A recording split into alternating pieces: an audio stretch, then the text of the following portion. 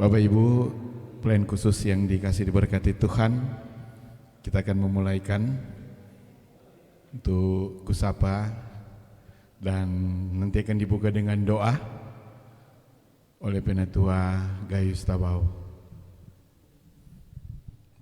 Mari kita berdoa. Kepadamu Tuhan kami bersyukur atas kebaikan Tuhan yang tidak pernah berkesudahan di kehidupan kami. Di saat ini Engkau boleh jumpakan kami satu akan yang lain, boleh ada di sini di rumah yang kudus. Kami akan melaksanakan tugas panggilan kami, itu kunjungan sering dan penggembalaan. Diberkati pemateri kami pada malam hari pada saat ini, Pendeta Delsia Manto Angkol STFSI, bahkan sekalian kami pelayan khusus yang boleh bersama-sama dalam program Kusapa saat ini. Ini kami yang bersyukur berdoa kepadamu Tuhan, di dalam nama Tuhan Yesus. Amin. Terima kasih. Selanjutnya kita ikuti pembacaan Alkitab yang akan dibawakan oleh Penatua Simon Tanot. Disilakan.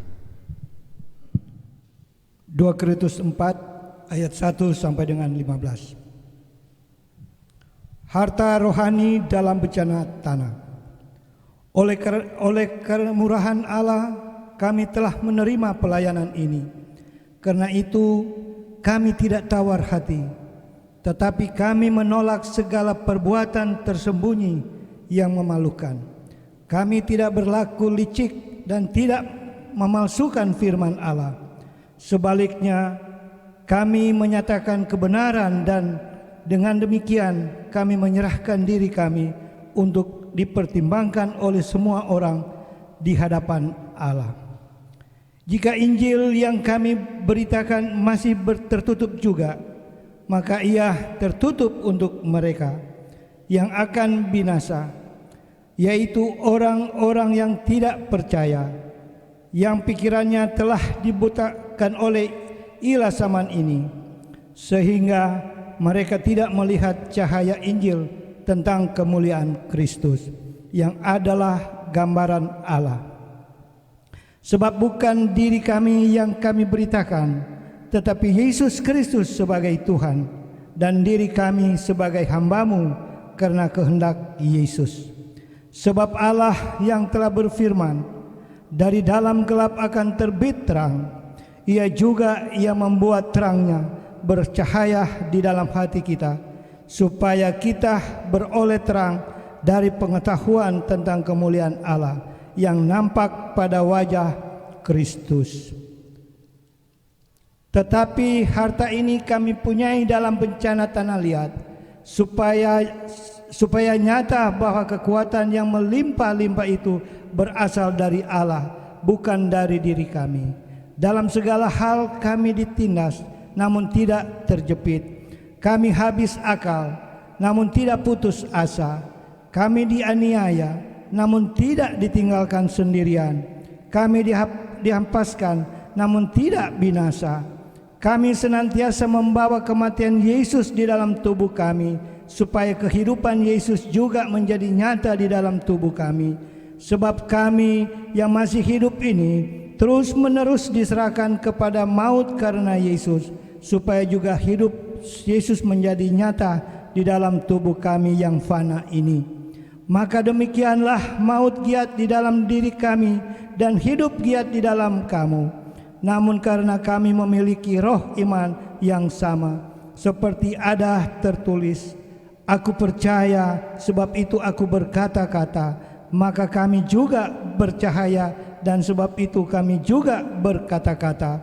Karena kami tahu bahwa Ia yang telah membangkitkan Tuhan Yesus akan membangkitkan kami juga bersama-sama dengan Yesus, dan Ia akan menghadapkan kami bersama-sama dengan kamu kepada dirinya.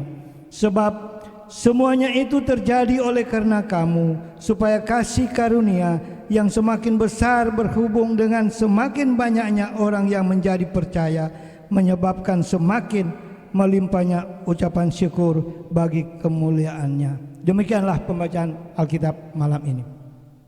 Demikian pembacaan Alkitab yang sekaligus menjadi pokok bahasan kita. Dan selanjutnya saya serahkan kepada Ibu Pendeta DLC Angkol STH MSI, Nyonya Mamonto Angkol, untuk menyampaikan terkait dengan alasan pemilihan tema, eksegesinya dan implikasinya dalam kehidupan kita, dengan memperhatikan tentunya waktu yang tersedia dalam kegiatan Kusapa di saat ini. Disilakan. Ya. Baiklah, saya akan menyampaikan materi kita yang diberi tema tentang harta rohani.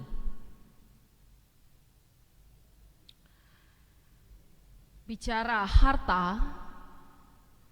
pastinya kita semua memahami apa yang dimaksud dengan harta.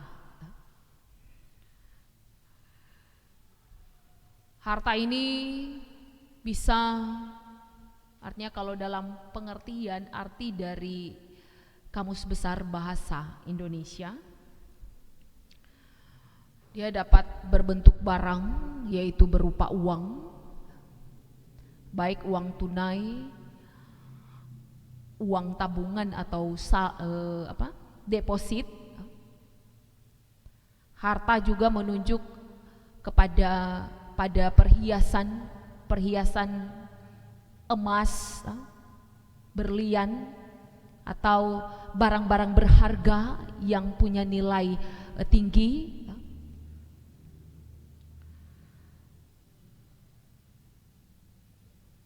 Bahwa semua ini baik itu juga mencakup rumah, tanah, dan sebagainya yang menunjuk kepada kekayaan yang dimiliki oleh seseorang.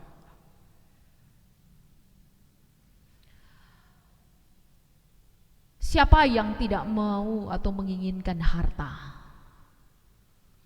Semua pastinya kita menginginkannya. Karena tidak kita pungkiri bahwa harta menjadi kebutuhan kita.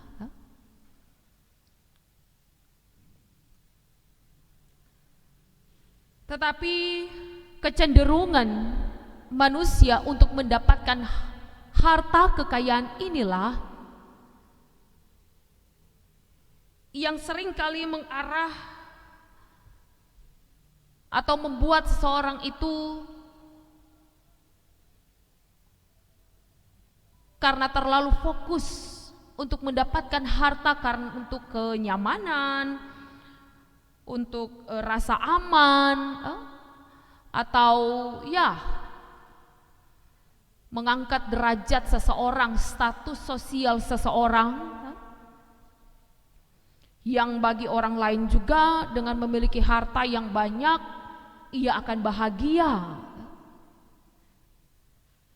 Dan disinilah pada akhirnya ketika manusia terpusat akan hal-hal yang sifatnya harta duniawi ini, maka ia tidak akan lagi memikirkan apakah itu bicara tentang, kalau dalam konteks kehidupan orang Kristen, bukan mau mengatakan bahwa harta itu tidak penting,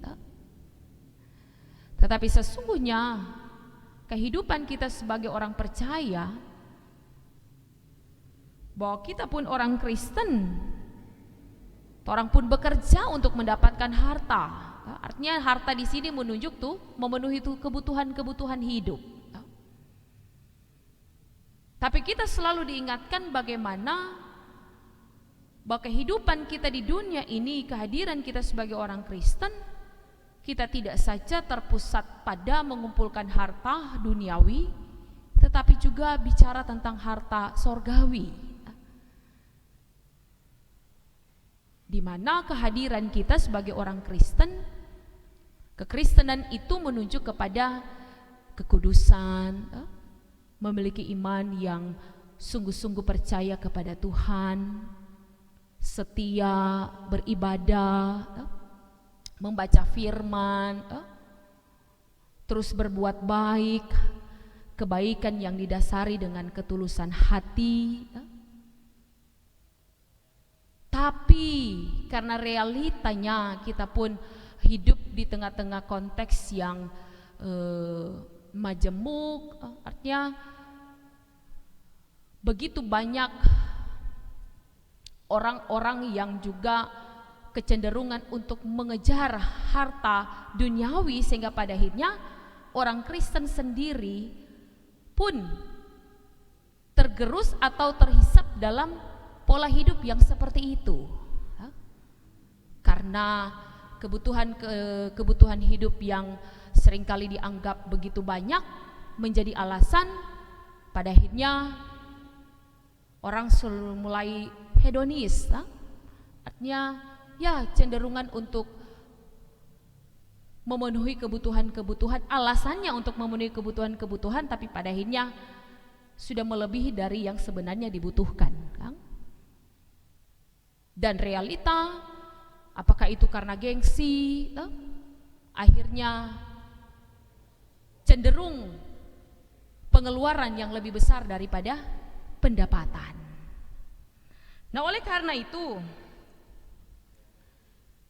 agar supaya kita kembali lagi bahwa sesungguhnya kehadiran kita di tengah-tengah dunia ini bukan berarti orang sunim boleh mau memperoleh harta dan kekayaan, karena kita juga dituntut untuk bekerja.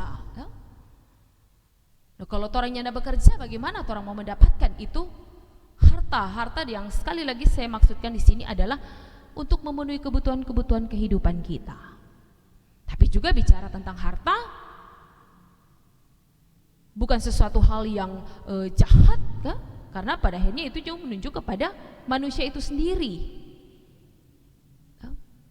yang memakai segala harta kekayaan itu untuk dirinya sendiri, memuaskan dirinya sendiri, atau merasa bahwa dia lebih hebat dari orang lain dengan status sosialnya yang lebih tinggi sehingga hidup penuh dengan kesombongan dan lain sebagainya. Karena bagi kita harta kekayaan ini adalah milik Tuhan, pemberian Tuhan, ya, yang Tuhan berikan kepada kita, yang tentunya juga kiranya itu dapat dipakai untuk menjadi berkat. Nah, oleh karena itu, bagaimana kita memahami bahwa harta duniawi ini sesungguhnya bukan sesuatu yang tidak boleh atau bukan sesuatu yang berdosa. Maka sangat baik dan sangat penting bagaimana orang memahami dengan benar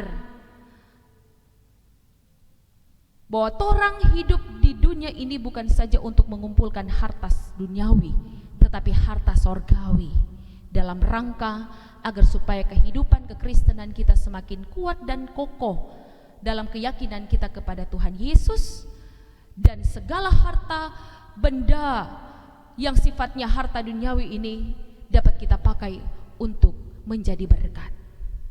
Nah, mari kita sama-sama belajar melalui pembacaan firman Tuhan yang sudah kita baca bersama tadi dari kitab 2 Korintus pasal 4 ayat 1 hingga ayatnya yang ke-15, yang berbicara tentang harta rohani. Kembali lagi saya mengingatkan konteks Korintus, Kang.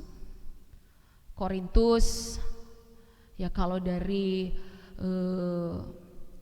kotanya adalah kota yang maju, sangat maju, atau bisa disebut sebagai kota metropolitan di zaman itu, karena wilayah daerahnya yang strategis, kota pelabuhan, Sehingga kota pelabuhan ya kita tahu bersama bukan saja di zaman sekarang Kang, tuh keramaian, pusat keramaian itu ketika kedudukan kota itu kota pelabuhan. Masuk dari sana sini berbagai kebudayaan yang tercampur aduk dalam kota itu, sehingga dengan berbagai kemajuan yang ada, faktanya juga begitu banyak tantangan pergumulan yang ditemui, karena dengan semakin ramainya satu kota itu akan semakin juga meningkat kejahatan-kejahatan yang terjadi, bahkan kegiatan-kegiatan yang tidak kita inginkan seperti prostitusi, bahkan berbagai hal yang tidak baik itu terjadi. Bahkan dengan berbagai kekayaan yang ada, pusat kebudayaan, tapi juga di kota Korintus ini menjadi pusat penyembahan terhadap dewa-dewi, baik dewa penyembuhan, baik dewi cinta, Aphrodite. Nah, ini tentu menjadi pergumulan bagi jemaat, bahwa bukan berarti mereka harus mengurung diri agar supaya terhindar dari segala ancaman-ancaman yang jahat. Tentu tidak boleh Kang, tidak bisa seperti itu. Karena realitanya kita harus beraktivitas, sehingga kita tidak bisa menolak ketika kita berhadapan dengan berbagai kehidupan yang terjadi. Bahkan bisa juga bersentuhan dengan berbagai kegiatan. Nah, oleh karena itu tentu dengan semangatnya Paulus ketika dia melayani jemaat di Korintus, tentu dengan bicara dengan kerja keras, dengan susah payah, tetapi dengan kesungguhan hati. Walaupun faktanya terjadi berbagai tantangan dan pergumulan, terjadi perselisihan, terjadi perpecahan, masalah-masalah keluarga, bahkan banyak hal lainnya yang terjadi. Tetapi itu tidak membuat Paulus pada akhirnya ia putus asa, sebagaimana kalau dalam pembacaan tadi dikatakan, oleh kemurahan Allah kami telah menerima pelayan ini, karena itu kami tidak tawar hati. Tawar hati ini menunjuk tuh hilang semangat, berkecil hati, walaupun realita pelayanan yang diberikan yang dengan tulus, dengan murni, ini terus mengalami berbagai penolakan, upaya untuk membelokkan segala pengajaran-pengajaran yang disampaikan oleh Paulus, oleh orang-orang yang berusaha untuk menghasut, bahkan memberi pengajaran-pengajaran yang palsu kepada jemaat. Bahkan mereka mempermasalahkan soal kerasulannya, karena menganggap Paulus kan dia bukan bagian dari 12 murid Yesus, sementara yang disebut rasul kan 12 murid Yesus. Tetapi bagi Paulus perjumpaannya dengan Yesus itu adalah satu hal yang nyata. Ia berjumpa dengan Yesus sehingga ia bertobat, sehingga bagi dia ini adalah suatu panggilan yang baginya, sehingga pada akhirnya ia menyebut dirinya rasul bukan karena dia hebat, bukan karena dia merasa dia mampu, tetapi dia sungguh-sungguh memberi dirinya untuk melayani Tuhan. Sehingga walaupun di awal-awal pembacaan ini dalam 2 Korintus ini torang dapati kata-kata yang seakan-akan dan mau bilang memang dia mengungkapkan dia perasaan hati, perasaan duka cita, artinya mau menggambarkan tuh betapa hebatnya pergumulan yang dialami, penderitaan yang dia rasakan. Tetapi baginya justru duka ini menjadi sukacita. Sukacita menggambarkan bahwa ia tetap memiliki semangat, ia tetap memiliki keteguhan iman. Dia tidak mundur, dia tidak melepaskan tanggung jawabnya, tapi dia tetap setia untuk melayani Tuhan. Nah, oleh karena itu dengan upaya bagaimana agar supaya Paulus dia dapat merangkul jemaat Tuhan. Bahwa bagi mereka yang sudah menerima Injil, bagi mereka yang terus ada dalam kekuatan iman, Paulus mau memberi dorongan yang kuat agar supaya orang tetap kokoh. Sambil tentu juga mau mengajak ini jemaat yang ada di Korintus ini, bagaimana orang hidup tidak saling memusuhi, karena bisa saja karena orang-orang yang pro-dang, jemaat yang pro Paulus, kalau mau mendengar bahkan mengalami hal-hal yang perlawanan, penolakan, fitnah dan sebagainya, tentu kan orang bisa bikin panas hati, Kang. Itu kan yang terjadi perkelahian tarkam, perkelahian antar kampung kan seperti itu. Alasan-alasan karena mau membela, alasan-alasan untuk mewakili orang yang tersakiti. Tetapi Paulus pembelaannya bukan dalam rangka untuk membuat suatu kelompok perlawanan yang pada akhirnya akan menimbulkan kekacauan nyanda. Tetapi dia mau merangkul sehingga dia mau mengajak agar supaya jemaat yang setia itu mau melayani, mau memberi pengampunan terhadap seorang akan yang lain. Bahkan terus memotivasi jemaat supaya tidak terpengaruh dengan berbagai ajaran-ajaran yang menyesatkan. Karena itu pada ayat yang kedua di situ dikatakan bahwa kami ini menunjuk kepada Paulus dan Timotius, dan teman-teman pelayan, tentunya juga bicara tentang bagaimana jemaat Tuhan yang tetap setia. Di sini mau mengatakan menolak segala perbuatan tersembunyi yang memalukan, bukan dengan hal-hal yang sifatnya licik. Artinya Paulus dorang menolak segala upaya-upaya kecaman-kecaman, perbuatan-perbuatan yang jahat ataupun fitnahan-fitnahan, bahkan dengan berbagai pengajaran-pengajaran palsu, dengan mengatakan bukan berlaku licik dan tidak memalsukan firman Allah. Artinya firman ini bukan cuma sekedar menjadi tameng dang, bukan hanya sekedar menjadi topeng, bukan.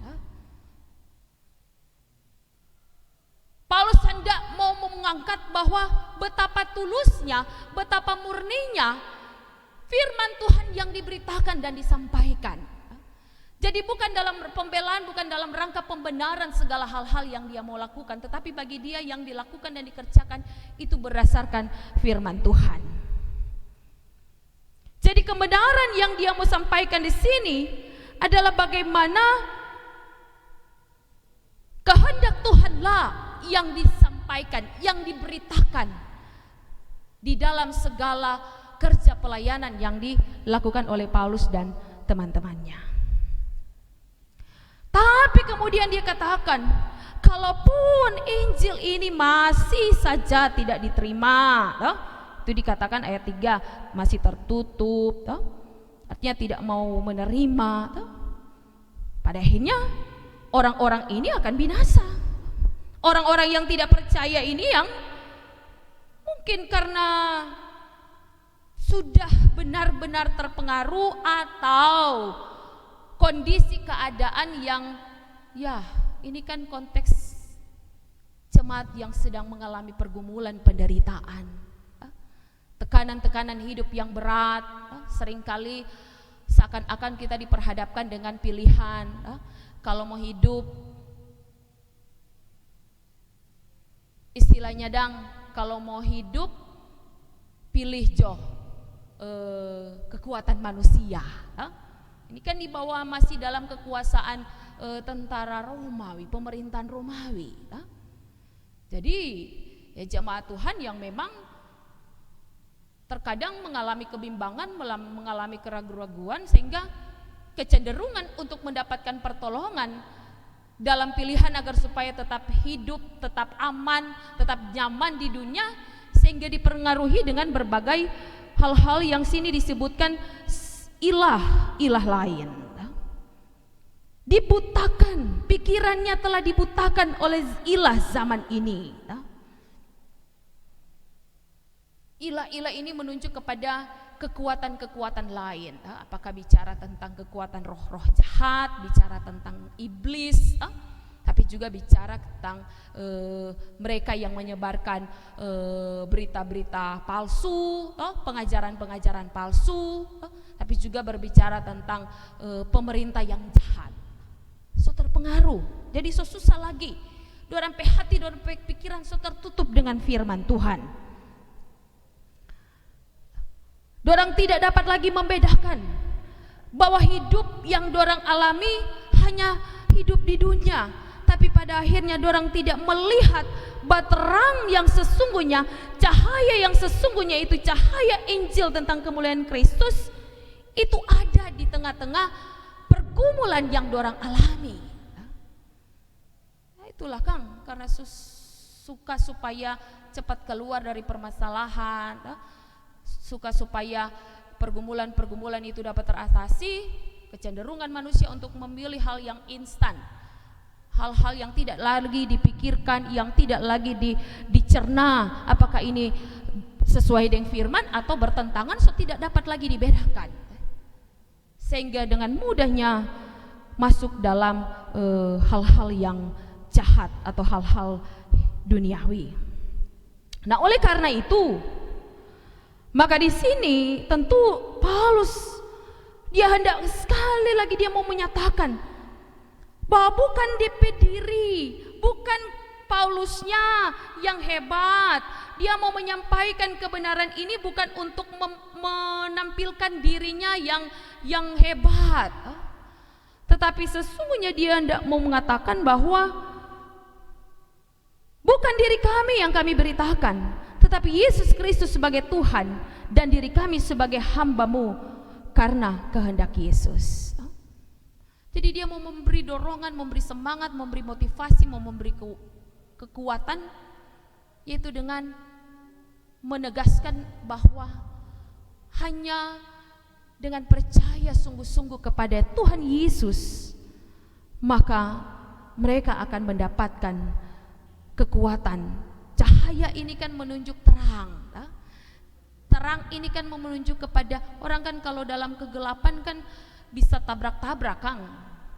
Mau berjalan kalau dalam kegelapan bisa-bisa dia tagate di batu, kon jatuh, atau dia terperosok dalam lubang. Cahaya ini menunjuk terang. Orang ketika dari gelap ke masuk terang akan merasa lega, merasa tenang, merasa terselamatkan. Ini menunjuk kepada cahaya Injil Yesus Kristus. Sebab Allah yang telah berfirman ayat 6 katakan, dari dalam gelap akan terbit terang. Ia juga yang membuat terangnya bercahaya di dalam hati kita, supaya kita beroleh terang dari pengetahuan tentang kemuliaan Allah yang nampak pada wajah Kristus. Jadi mau menggambarkan, Paulus mau menggambarkan ini pergumulan, ini kesusahan, ini penderitaan, ini adalah kegelapan. Tetapi kalau dengan kesetiaan, ketekunan, iman yang terus berpegang kepada Injil Kristus, cahaya Injil Kristus, walaupun dalam gelap ini menunjukkan yang saya katakan tadi, itu kesusahan, itu penderitaan, itu tantangan, itu masalah-masalah yang membuat kehidupan orang percaya terancam. Ini tuh menggambarkan tuh kegelapan, tapi karena keteguhan iman untuk tetap berpegang kepada cahaya Injil Yesus Kristus, dari gelap terbitlah terang. Jadi sama dia mau bilang, jangan takut kok, jangan khawatir, atau mau di ayat 1 bilang tuh jangan tawar hati. Sama dengan Paulus bilang jangan tawar hati, sama dengan orang juga nyandak tawar hati, nyandak mundur, nyandak putus asa dengan kesulitan, kesuraman, seakan-akan tidak punya ruang lagi untuk dapat melakukan kebenaran. Tetapi mau bilang tidak, jangan pesimis, jangan putus asa, bahwa dari gelap terbit terang, menunjukkan tuh cahaya keselamatan, kehidupan yang didapati ketika orang-orang percaya yang walaupun mengalami kesukaran dan kesulitan karena keteguhan berpegang kepada Injil Yesus Kristus. Nah, oleh karena itu ayat 7 Dia berbicara tentang tetapi harta ini kami punyai dalam bejana tanah liat, supaya nyata bahwa kekuatan yang melimpah-limpah itu berasal dari Allah, bukan dari diri kami. Tetapi harta ini itu mau menunjukkan tuh Paulus yang bilang tuh ketekunan iman, tuh kesetiaan, tuh tetap konsisten dia melayani Tuhan, memberitakan firman. Walaupun mungkin sebagai seorang yang so populer, tetapi ia tidak sombong, ia tetap rendah hati, yang walaupun ditolak, dia tidak artinya dia katakan ya dia mengalami kesusahan, dia sebagai manusia dia mengalami duka cita, tetapi dia tidak putus asa.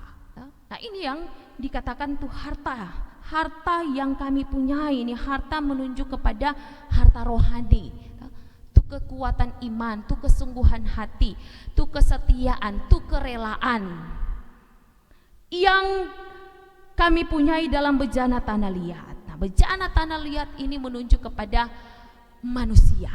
Nah, kalau bejana ya kalau dari benda ini di zaman itu ya, bejana yang dikatakan tadi terbuat dari tanah liat adalah satu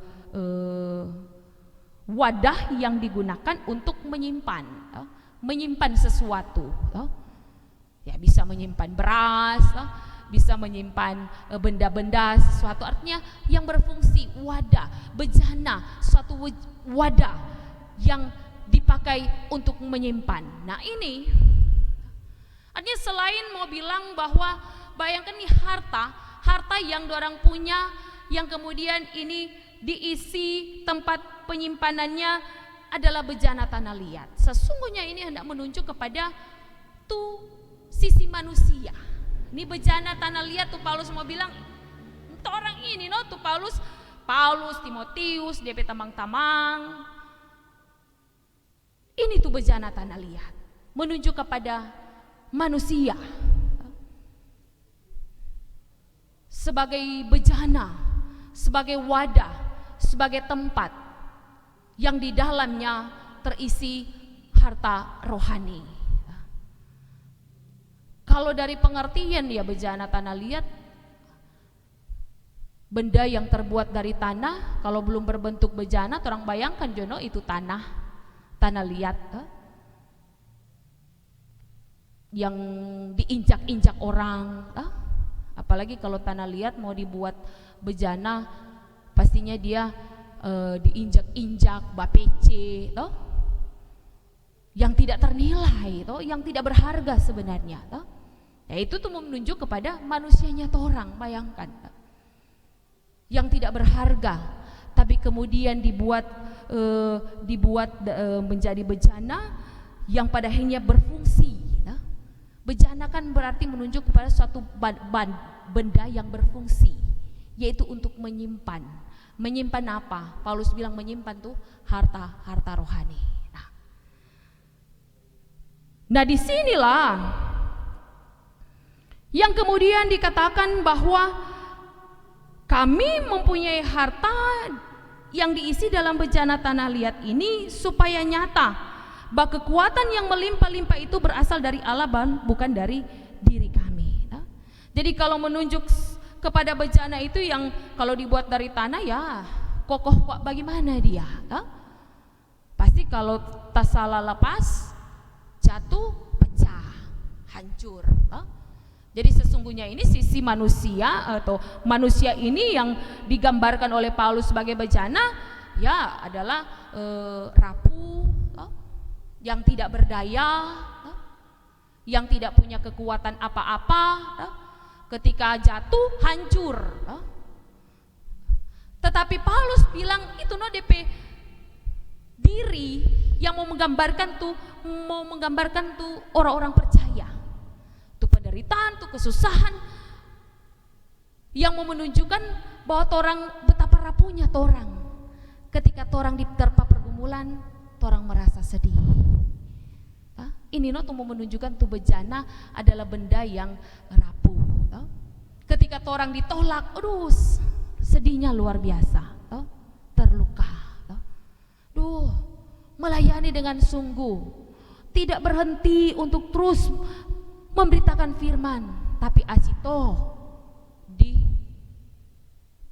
dibalikkan, ya, dianggap bahwa itu adalah hal-hal yang tidak berguna. Ya.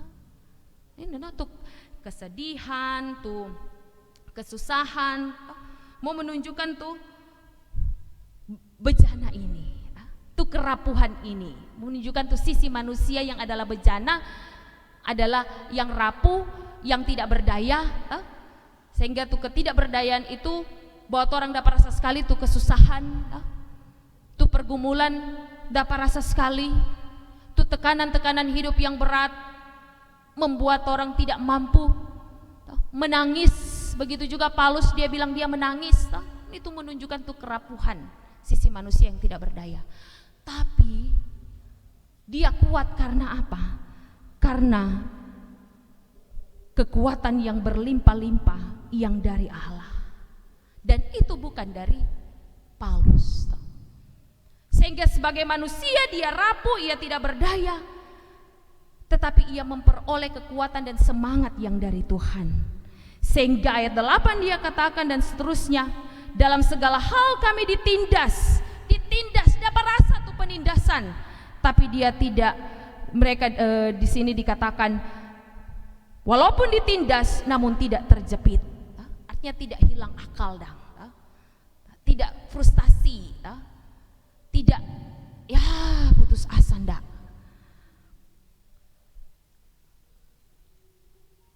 Kemudian walaupun dianiaya, penganiayaan, orang gak bayangkan jo kalau seseorang itu dianiaya, dipukul, dicambuk, bahkan Paulus dia mengatakan bahwa seperti duri dalam daging, itu satu penderitaan yang hebat.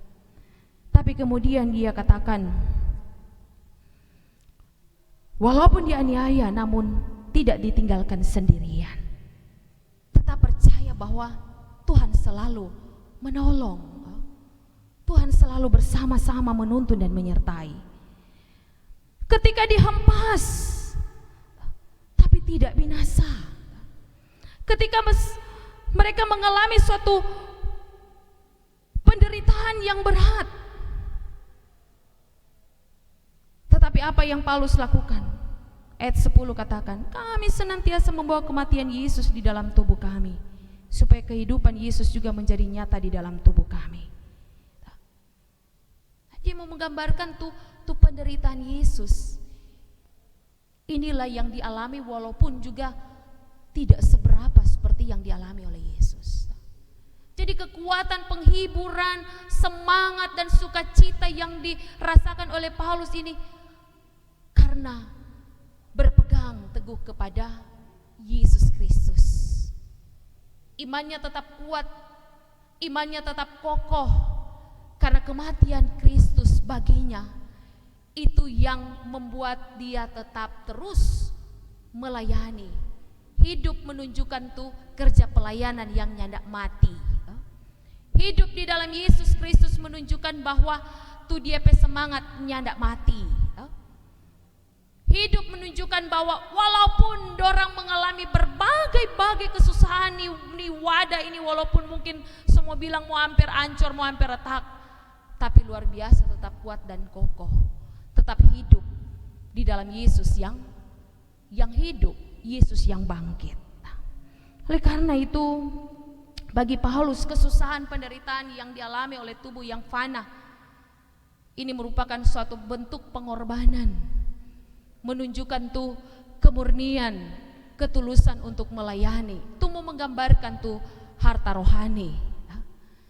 Sehingga inilah tentu yang membuat dia tetap semangat, mau giat dalam pelayanan, bahkan yang terus mengajak agar supaya jemaat Tuhan juga tetap giat, tetap tekun, tetap setia untuk mengerjakan segala tugas kerja pelayanan.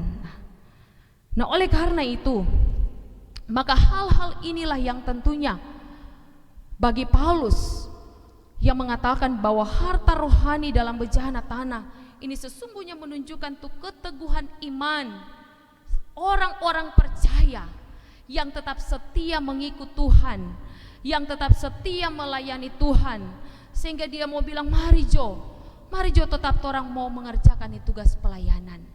Mari Jo orang tetap melayani Tuhan dengan setia. Nah, oleh karena itu saudara-saudara, maka dari perenungan firman Tuhan ini tentu sebagaimana tema yang berbicara tentang harta rohani, di awal saya katakan bukan berarti itu harta jasmaninya tidak penting, karena kita hidup di dunia ini pun membutuhkan itu harta jasmani. Tetapi bagaimana orang dapat memprioritaskan, mengutamakan Tuhan di atas segala-galanya, yaitu orang mengutamakan itu harta rohani. Karena faktanya apa yang digambarkan oleh Paulus bahwa wadah ini, tubuh ini, diri ini, manusianya orang ini adalah bejana tanah liat. Dari tanah yang tidak berharga, tapi kemudian dibuat menjadi suatu bejana yang pada akhirnya berfungsi. Berfungsi untuk apa? Berfungsi untuk menyimpan segala pengajaran-pengajaran firman Tuhan. Berfungsi untuk menyimpan semua harta rohani, yaitu kebaikan-kebaikan yang orang lakukan dan kerjakan dengan ketulusan dan kemurnian kepada Tuhan Yesus. Walaupun memang kalau dunia sekarang tuh bejana-bejana tidak cuma dalam polos-polos, Kang. Ini juga mau kasih ingat Pak orang mau dia dalam bentuk apapun. Artinya saya mau menggambarkan tuh bejana ya, kalau sekarang so ada tuh DP keramik-keramik toh, so dipoles dengan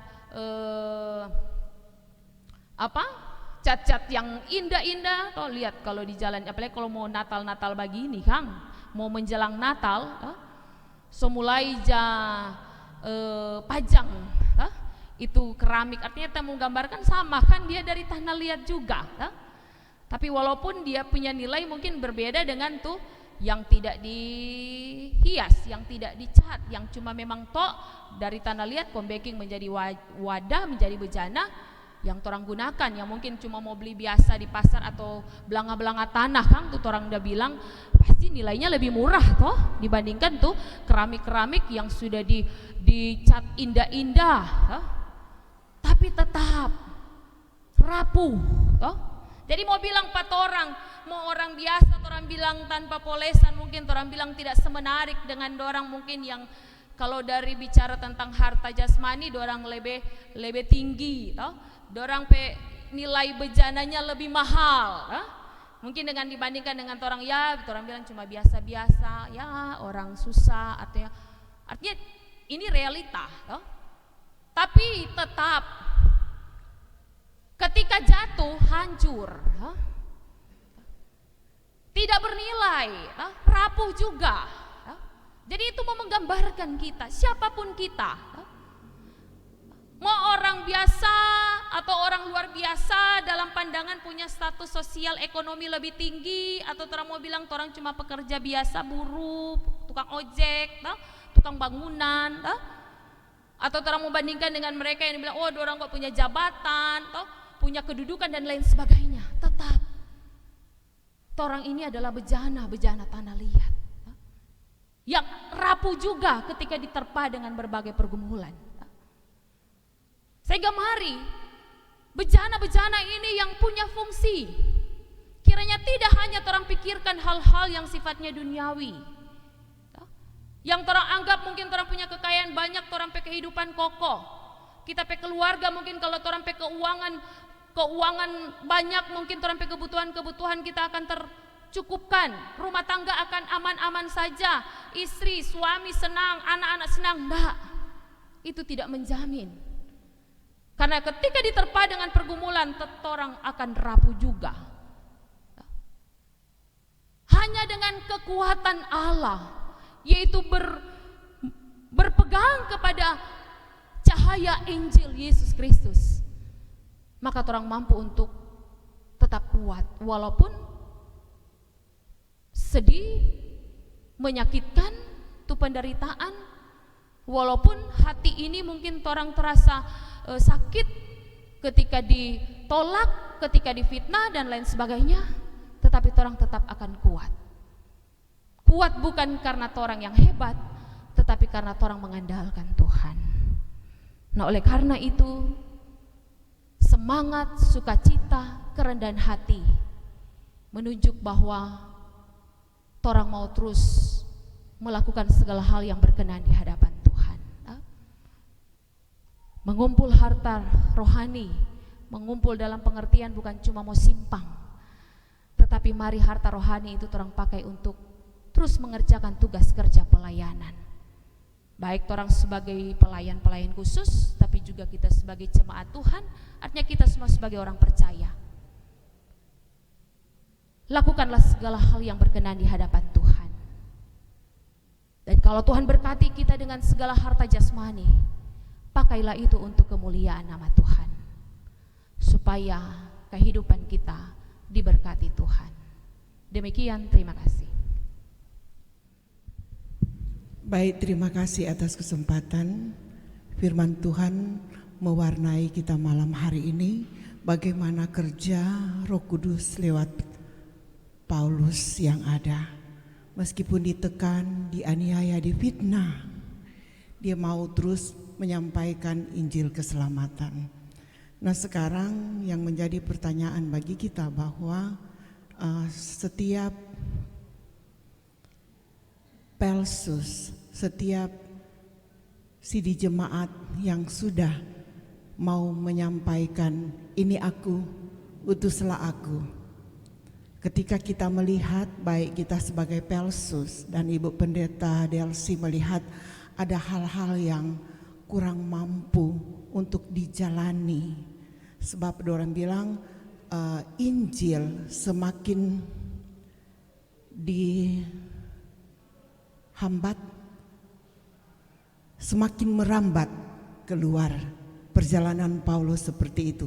Tetapi ketika kadang di tengah pelayanan kita saat ini, kadang-kadang ada kegagalan yang menurut visi kemampuan kita tidak pas, karena tidak tahan uji, seperti firman Tuhan yang sudah dibahas oleh Pendeta Tresia tadi. Nah, adakah kiat-kiat dari kita atau Ibu Pendeta untuk semakin lagi diperkokoh kita sebagai pelayan untuk mau menjalankan tugas sebagai hamba, tugas sebagai pelayan, tugas sebagai jongos untuk menyampaikan firman itu meskipun di tengah-tengah badai dan gelombang. Adakah kiat-kiat dari kita supaya kita semakin dikuatkan apapun rintangan, gumul ke depan, maju seperti Paulus. Terima kasih. Terima kasih Pendeta Nolfi sebagai moderator. Mungkin bukan pertanyaan pendeta, tetapi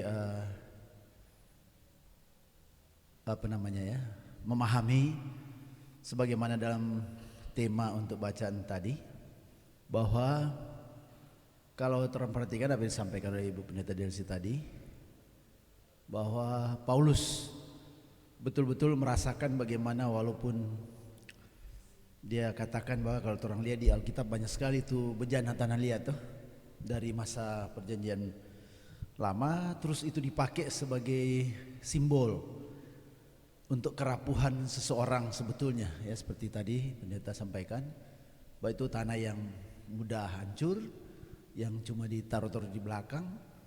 Tetapi karena Rasul Paulus ini yang sudah mengalami bagaimana dia diubahkan oleh Tuhan, sehingga tidak ada lagi kata untuk menyerah dalam kehidupan bersama dengan Tuhan. Tidak ada kata lagi untuk mundur dalam pelayanan, dan dia dalam kondisi apapun dia maju terus, sekalipun perumpamaan ini dia gunakan sebagai bagian menunjukkan bahwa dia manusia biasa. Nah, mungkin kalau dalam kehidupan kita sebagai pelayan khusus saat ini juga menjadi tuntutan bagi kita, bahwa kita sebagai manusia juga kadang rapuh seperti itu. Tetapi kalau kita meyakini bahwa apa yang disampaikan dalam pembacaan tadi, Rasul Paulus sudah mencontohkan itu, maka kita mau belajar terus, ya, supaya kita jangan rapuh dalam persoalan. Yang saya mau lihat misalnya ya, gereja sekarang kita di khususnya gereja Masih Injili Binasa ada periodisasi 4-5 tahun sebagai pelayan khusus. Tetapi ketika lepas jabatan pelayan khusus, kita kembali rapuh lagi. Rapuh dalam kehidupan, dalam kebersamaan dengan Tuhan. Seharusnya ya, karena gereja kita menganut seperti itu. Kalau gereja lain kan penatua seumur hidup, diaken seumur hidup, dalam artian tidak pernah ditarik itu sebutan karena melekat terus. Ya, jadi itu ada suatu makna bahwa kalau sudah menjadi pelayan seharusnya begitu sampai kehidupan berakhir. Tapi di kita gereja ya kita ikuti aturan tata gereja. Tetapi justru itu yang menjadi suatu peluang untuk membuat mantan-mantan pelayan khusus rapuh dalam kehidupannya sebagai jemaat ketika dia tidak lagi menjadi pelayan khusus. Nah, kita berharap bahwa tidak demikian. Jadilah seperti Paulus. Ketika dia dipakai Tuhan, dia bertobat, sekalipun apa yang dihadapi seperti dalam penjelasan pendeta tadi, maka tidak pernah luntur dari keyakinannya bahwa Tuhan ada bersama dengan dia, bahwa mati dan apapun dia ada dengan Tuhan. Nah, mungkin ini yang boleh menjadi pegangan kita sebagai pelayan khusus. Kapanpun ya kita ada periodisasi, seharusnya kita belajar lagi dari firman Tuhan ini untuk tetap, walaupun kita tanah liat, tetapi kita punya Allah di dalam kehidupan di tanah liat tersebut. Saya kira ini sebagai tambahan. Terima kasih. Ya, makasih. Terima kasih atas kesempatan. Sambung apa yang Penatua Dr. Niko tadi sampaikan, memang sejelas orang ini memang cuman bejana yang rapuh lagi, cuma dari tanah liat yang rapuh leh. Beda dengan tu ketuk biar palsu martu baking di Singkawang. Made in Singkawang. Kalau saya cirinya namun Tetap Ancor. Kalau di Tampusuk lebih soe lagi. Tapi puji Tuhan, di dalam itu ada harta karun karena ada Yesus Kristus di dalam. Itu sejelas. Cuman perlu orang sadari bahwa sebagai pelayan khusus, sebagai pelayan Tuhan, apabila tampil selalu jangan berpikir kita. Selalu banyak kok berpikir kita apa yang disampaikan, padahal di belakang kita itu dan di dalam orang ada tuh harta, ada Yesus Kristus. Jadi bukan kita tetapi Yesus Kristus. Cuma itu tuh mau sampaikan, cuma mau ingatkan. Iya. Sekali lagi terima kasih. Terima kasih. Sebagaimana Paulus katakan bahwa terus menerus diserahkan kepada maut karena Yesus. Artinya ini menunjukkan tuh kematian Yesus karena ketaatan kedengar-dengarannya kepada Bapa. Jadi walaupun dia dicambuk, dihina, dia diludahi, dipermalukan, dipakaikan mahkota duri, dia dihukum mati, disalibkan. Artinya ini Paulus mau bilang terus menerus.